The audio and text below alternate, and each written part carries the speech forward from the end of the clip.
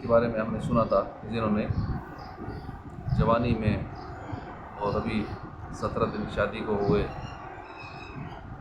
لیکن امام علی مقام امام حسین کی محبت میں انہوں نے اپنی جان قربان کر دی، اور والدہ نے خود ان کو بھیجا، جنگ میں تیار کر کے بھیجا۔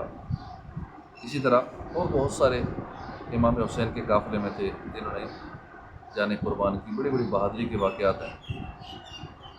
علامہ ابو الفرج عبد الرحمن بن جوزی رحمۃ اللہ علیہ یہ عیون الحکایات میں نقل کرتے ہیں کہ 3 شامی گھڑ سوار تھے، بہادر نوجوان تھے، اسلامی لشکر کے ساتھ جہاد پر روانہ ہوئے، لیکن وہ لشکر سے الگ ہو کر چلتے تھے، پڑاؤ ڈالتے تھے۔ جب تک کفار کا لشکر ان پر حملہ میں پہل نہیں کرتا تھا وہ لڑائی میں حصہ نہیں لیتے تھے۔ ایک مرتبہ رومیوں کا ایک بڑا لشکر مسلمانوں پر حملہ آور ہوا، کئی مسلمانوں کو شہید کیا، کئیوں کو قیدی بنا لیا۔ یہ بھائی آپس میں کہنے لگے کہ مسلمانوں پر ایک بڑی مصیبت نازل ہو گئی ہے، ہم پر لازم ہے کہ اپنی جانوں کی پرواہ کیے بغیر جنگ میں کود پڑیں یا آگے بڑھیں۔ اور جو بچے کچھ مسلمان تھے، جو باقی بچ گئے تھے، ان سے کہنے لگے کہ تم ہمارے پیچھے ہو جاؤ اور ہمیں ان سے مقابلہ کرنے دو، اگر اللہ نے چاہا تو ہم تمہارے لیے کافی ہو۔ پھر یہ رومی لشکر پر ٹوٹ پڑے اور ان کو پیچھے ہٹنے پر مجبور کر دیا۔ رومی بادشاہ دیکھ رہا تھا کہ یہ 3 بندے بڑے بہادر ہیں، نوجوان، سارا منظر ان کی بہادری کا دیکھ رہا تھا۔ اپنے ایک جرنیل سے کہنے لگا کہ جو ان میں سے کسی نوجوان کو گرفتار کر کے لائے گا میں اس کو اپنا مقرب اور اسے پسالار بنا دوں گا، اسے چیف آف آرمی اسٹاف بنا دوں گا جو ان کو پکڑ کے لائے گا۔ رومی لشکر نے یہ اعلان سن کر اپنی جانیں لڑا دیں اور آخرکار ان تینوں بھائیوں کو بغیر زخمی کیے گرفتار کرنے میں کامیاب ہوئے۔ رومی بادشاہ بولا ان تینوں سے بڑھ کر کوئی فتح اور مال غنیمت نہیں ہے۔ پھر اس نے اپنے لشکر کو روانگی کا حکم دے دیا اور ان تینوں بھائیوں کو اپنے ساتھ اپنے دارالحکومت قسطنطنیہ لے آیا اور بولا کہ اگر تم اسلام ترک کر دو تو میں اپنی بیٹیوں کی شادی تم سے کر دوں گا اور آئندہ بادشاہت بھی تمہارے حوالے کر دوں گا۔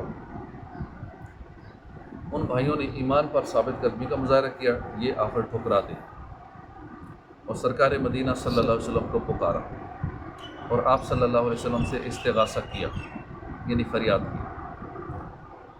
بادشاہ نے اپنے درباریوں سے پوچھا یہ کیا کہہ رہے ہیں؟ درباریوں نے جواب دیا یہ اپنے نبی کو پکارا۔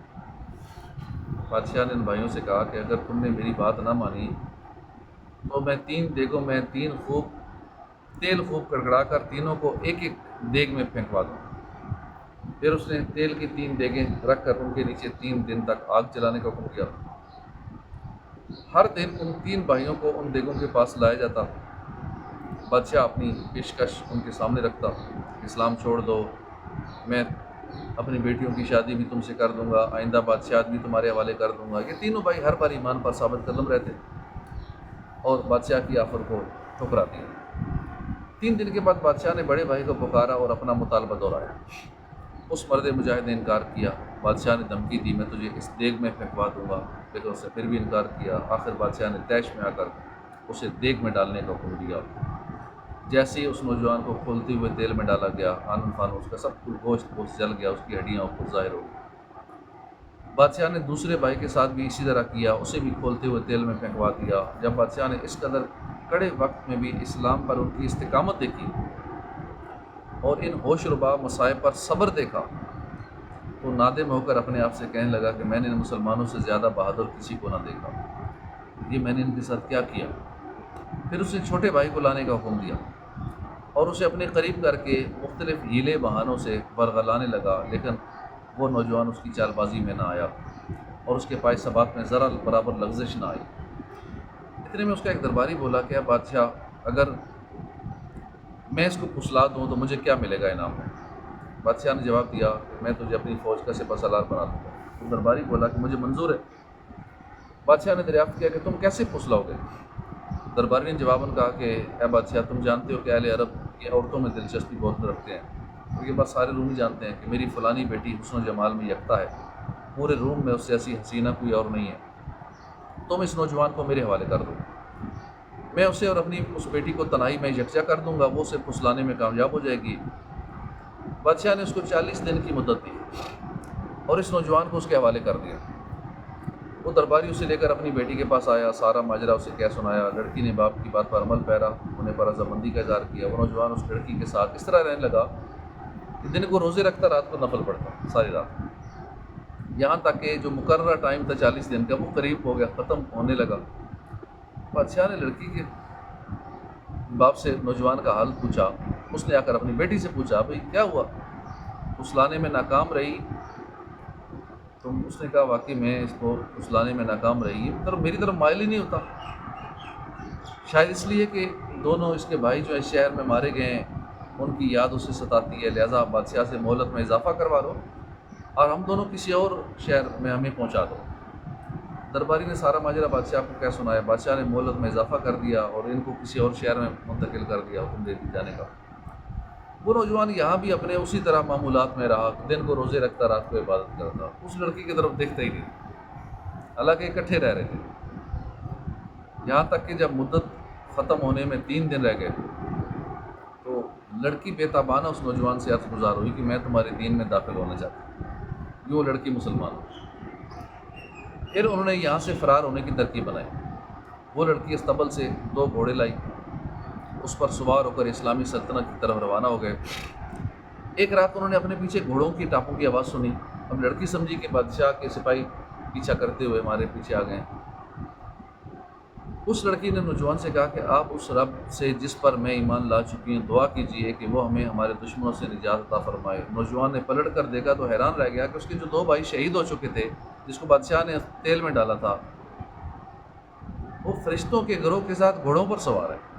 اس نے ان کو سلام کیا، پھر ان سے ان کے احوال دریافت کیے۔ وہ دونوں کہنے لگے کہ ہم ایک ہی غوطے میں جنت الفردوس میں پہنچ گئے اور اللہ نے ہمیں تمہارے پاس بھیجا ہے۔ اس کے بعد وہ لوٹ گئے اور وہ نوجوان اس لڑکی کے ساتھ ملک شام پہنچا، اس کے ساتھ شادی ہوئی، وہیں رہنے لگا۔ ان 3 بہادر شامی بھائیوں کا قصہ ملک شام میں بڑا مشہور ہوا اور ان کی شان میں قصیدے کہے گئے، جن کا ایک شعر یہ ہے کہ ان قریب اللہ سچوں کو سچ کی برکت سے زندگی اور موت میں نجات عطا فرمائے گا۔ دیکھا اپنے کہ تینوں شامی بھائیوں نے ایمان پر استقامت کا کیسا مظاہرہ کیا، ان کے دلوں میں ایمان کتنا راسخ ہو چکا تھا۔ واقعی یہ سچے عاشق رسول تھے۔ 2 بھائی جام شہادت نوش کر کے جنت میں چلے گئے اور تیسرا جو تھا روم کی حسینہ کی طرف اس نے دیکھا تک نہیں، دن رات اللہ کی عبادت میں مصروف رہا، اور یوں جو شکار کرنے آئی تھی خود اسیر بن کر رہ گئی، خود شکار ہو گئی، مسلمان ہو گئی۔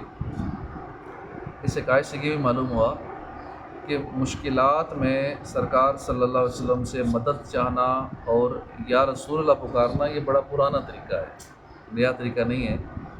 یہ اہل حق کا قدیم طریقہ ہے کہ جب بھی کوئی مشکل آتی تھی، پریشانی، تو حضور کو پکارتے تھے، یا رسول اللہ کے نعرے سے ہم کو پیار ہے، جس نے یہ نعرہ لگایا اس کا بیڑا پار ہے۔ اللہ پاک عمل کی توفیق عطا فرمائے، آمین، جاہ نبی الامین صلی اللہ علیہ وسلم۔ اعوذ باللہ من